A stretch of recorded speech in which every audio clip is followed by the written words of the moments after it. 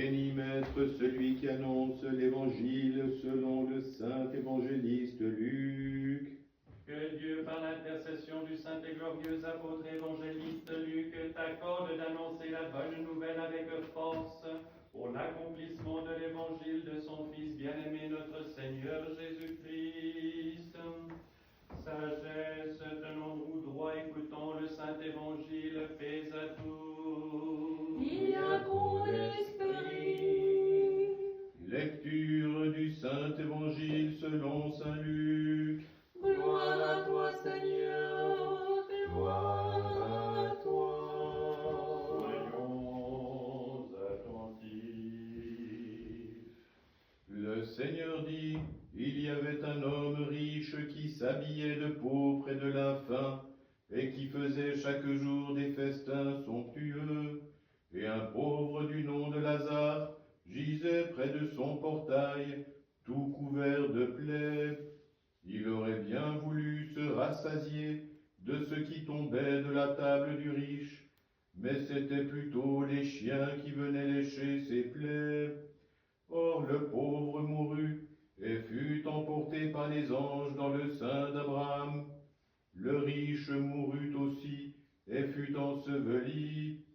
Dans le séjour des morts, en proie au tourment, il leva les yeux et vit de loin Abraham et Lazare dans le sein d'Abraham. Alors il s'écria, « Père Abraham, aie pitié de moi, et envoie Lazare tremper dans l'eau le bout de son doigt pour me rafraîchir la langue, car dans les flammes je souffre cruellement. » Abraham lui répondit, « Mon enfant, souviens-toi que tu as reçu tes biens pendant ta vie, et Lazare ses maux. Maintenant donc il trouve ici consolation, et c'est ton tour de souffrir. D'ailleurs entre vous et nous s'est ouvert un abîme profond, et ceux qui voudraient passer d'ici vers vous ne le peuvent, non plus que ceux qui voudraient passer de là jusqu'à nous. » Le riche dit alors, « Père, je te prie donc d'envoyer Lazare dans la maison de mon père, car j'ai 5 frères, qu'il leur fasse la leçon, de peur qu'ils ne viennent eux aussi dans ce lieu de tourment. » Et Abraham lui répondit, « Ils ont Moïse et les prophètes, qu'ils les écoutent. » Mais le riche reprit, « Non, père Abraham, mais si quelqu'un de chez les morts va les trouver, ils se repentiront. » Mais Abraham lui dit, « S'ils n'écoutent pas Moïse et les prophètes, ils ne croiront pas davantage quelqu'un qui ressusciterait d'entre les morts. »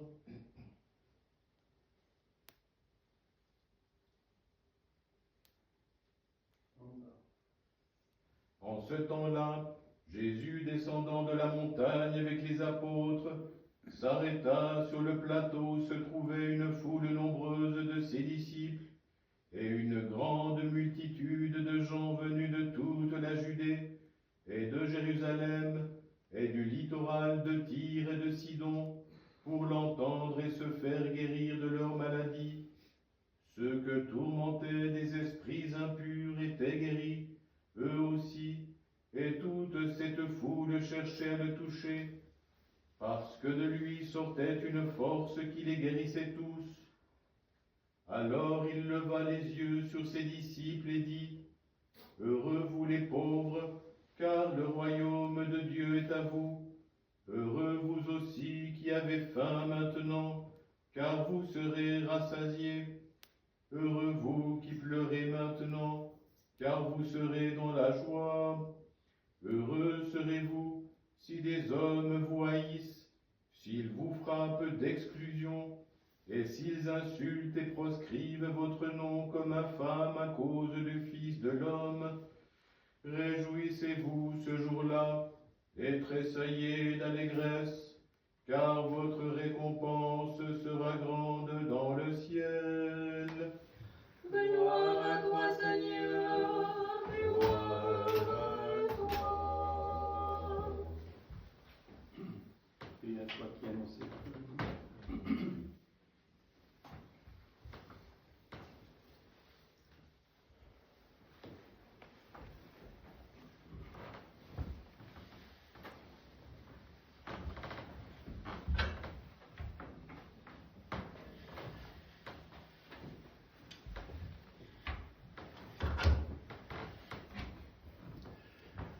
Au nom du Père et du Fils et du Saint-Esprit, ainsi soit-il. Chers frères et sœurs,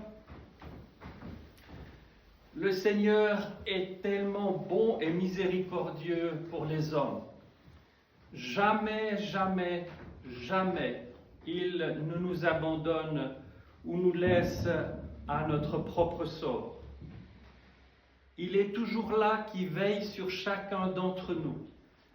Et nous avons tous à traverser des périodes difficiles dans notre vie, des périodes de ténèbres sans doute, des périodes où nous peinons à discerner sa volonté et par conséquent notre chemin.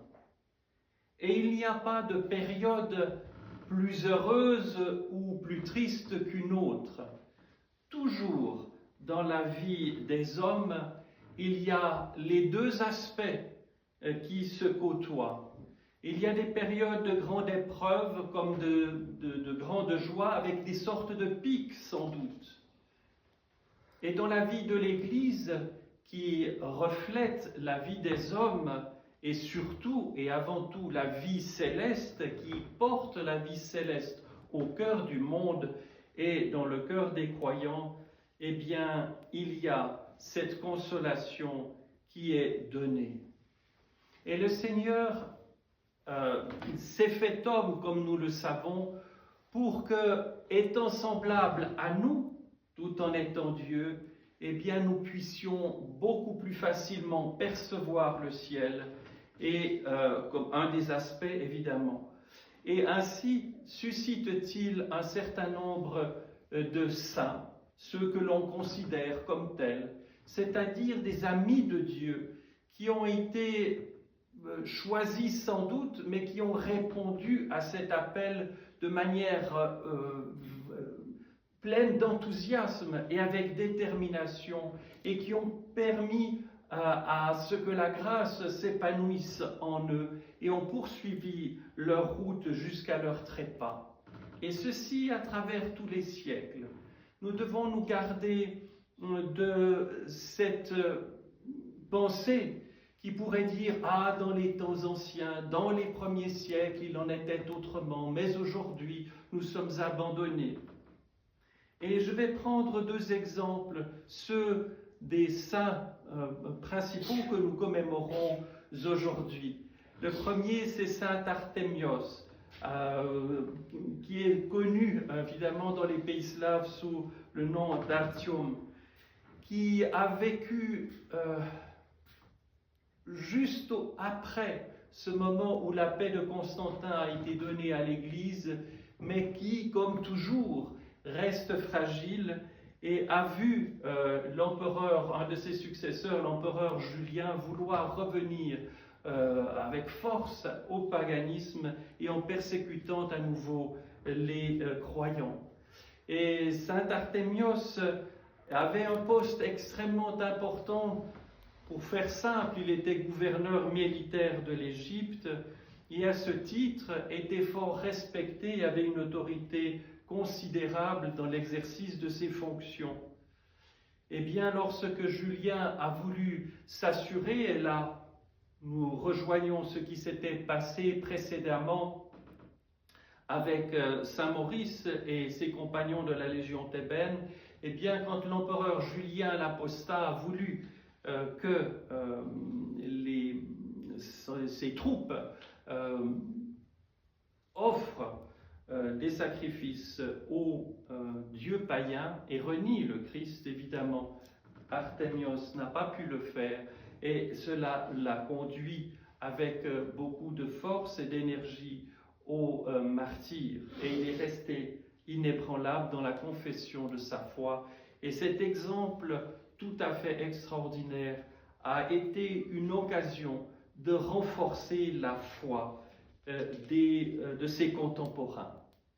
Et dans notre époque contemporaine, il y a des saints de ce même ordre. Et aujourd'hui, nous commémorons le saint archimandrit du Grand Abbé Gabriel Urgepadze, le fol en Christ, qui vient de Géorgie. Et il a vécu de 1929 à 1995, donc c'est tout proche. Et il a accompagné sa vie durant cette période terrible de la persécution du régime athée, du régime communiste. Et cet homme, depuis sa plus tendre enfance, a été choisi, élu par Dieu. Depuis sa plus tendre enfance, il n'avait d'intérêt que pour les choses célestes.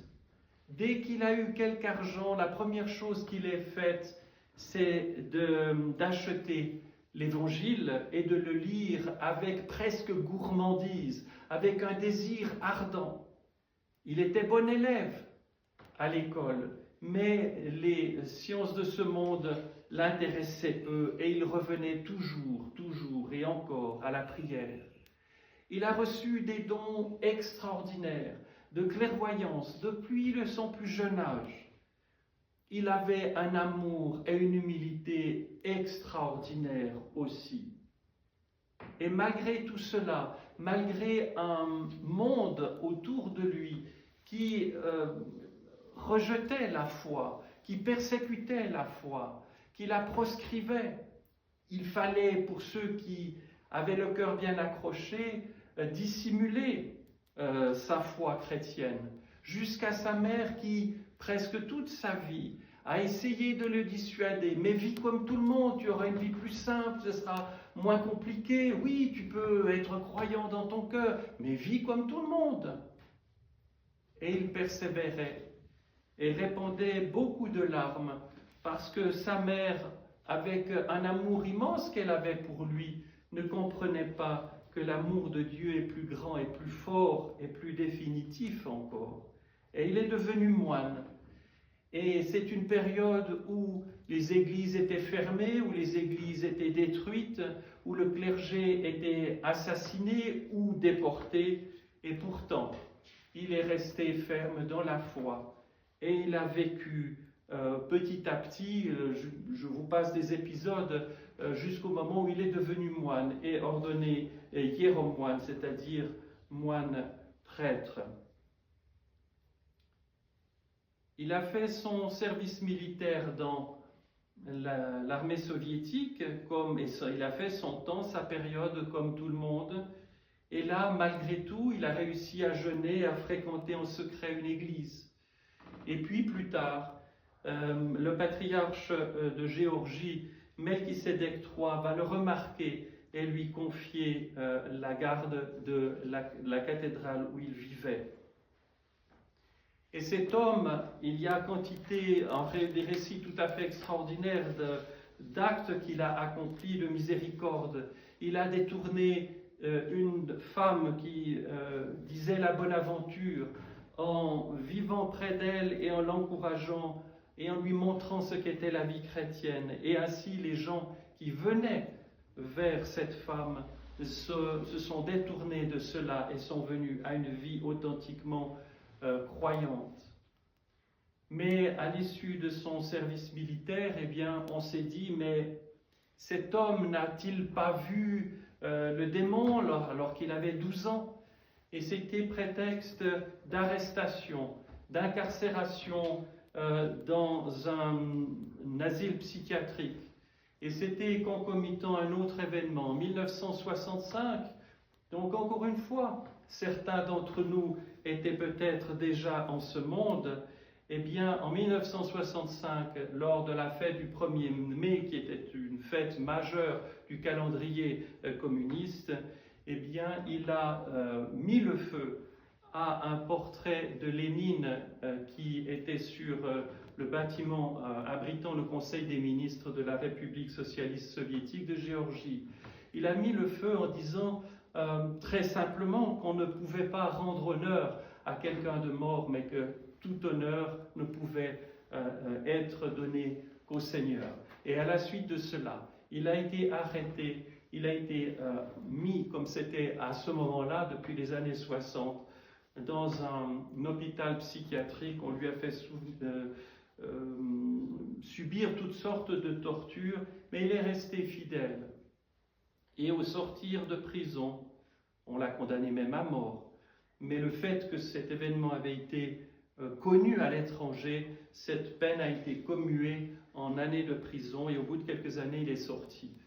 Et là, il a fait ce qu'un certain nombre de saints ont fait dans des périodes très particulières, difficiles. Il a simulé la folie en Christ, comme Sainte Xenia de Saint-Pétersbourg, par exemple. Et lui qui était toujours discret, s'est mis à prêcher publiquement de manière très bruyante. Et on disait, ben voilà, il est fou. Et le fait peut-être qu'on l'ait déclaré fou au sens communiste du terme a permis qu'il annonce la foi ainsi et toujours. Et plus le temps passait, plus son influence spirituelle grandissait. Il lisait le cœur, dans le cœur des gens, il réconciliait les gens, il amenait les gens à reconnaître le seul vrai Dieu qui est le Christ, notre Sauveur. Et dans les dernières années de sa vie, et vraiment je vous encourage à lire sa vie que l'on trouve en russe, en géorgien, en d'autres langues sur Internet, ou si vous le voulez, je pourrais vous envoyer une traduction française de cela, de cette vie-là. Il était persuadé que malgré les tribulations que vivait son pays, jamais Dieu ne les abandonnerait, et quand bien même un moine tout à fait éminent du Mont Athos était venu le trouver et avait eu cette pensée que la Toute Sainte avait abandonné la Géorgie en fonction de ce qu'il voyait, eh bien le Père Gabriel l'a réprimandé en lui disant que c'était absolument impossible. Et plus on avance au terme de sa vie, plus il est déjà dans le ciel. Et il demande dans les derniers temps de sa vie, il dit cela: souvenez-vous, Dieu est amour. Ayez autant de bonté que vous le pouvez pour vous sauver par cette bonté. Soyez modestes, car Dieu accorde sa miséricorde à ses serviteurs humbles. Repentez-vous de vos péchés et n'attendez pas demain, car c'est là le piège du diable.